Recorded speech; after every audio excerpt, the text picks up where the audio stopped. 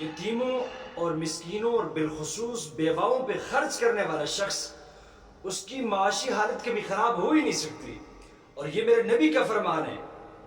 آپ کو اس بات کا اندازہ ہی نہیں کہ یتیموں اور مسکینوں اور بیواؤں پر خرچ کرنا، شریعت نے اس پہ کتنا بڑا اجر رکھا ہوا ہے۔ ایک روایت میں آتا ہے کہ یتیموں، مسکینوں اور بیواؤں پہ خرچ کرنے والا، بالخصوص بیواؤں پہ خرچ کرنے والا، وہ ایسا ہے کہ اللہ کی راہ میں جہاد کرنے کے برابر ہے، اور پوری رات نماز پڑھنے سے بہتر ہے۔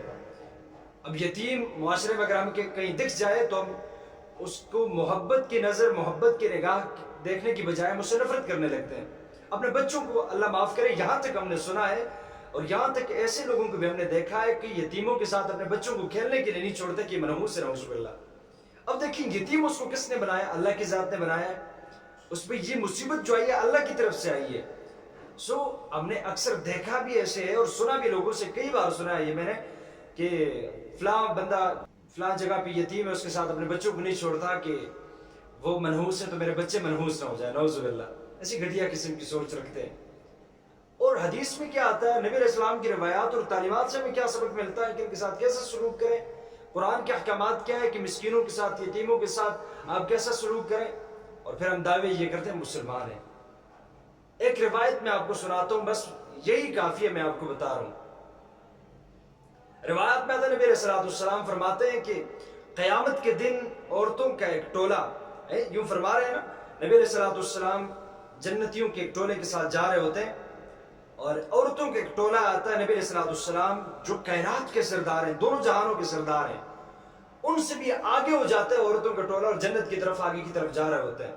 نبی علیہ السلام پوچھتے ہیں کون ہے یہ لوگ، کون ہے یہ عورتیں جو کائنات کے سردار سے بھی سبقت لے جا رہی ہیں، آگے جا رہی ہیں جنت کی طرف؟ یہ کون عورتیں ہیں؟ انہیں فرمایا جاتا ہے کہ یا رسول اللہ، ہم آپ کی امت کی وہ بیٹیاں ہیں، ہمارے شوہر جو تھے وہ وفات پا گئے تھے، دنیا سے ان کی رحلت ہو گئی تھی، اور ہم نے ان کی غیر موجودگی میں، ان کی دنیا سے رحلت کرنے کے بعد ان کے بچوں کی اچھے سے پرورش کی تھی، اور ہم نے شادیاں نہیں کی۔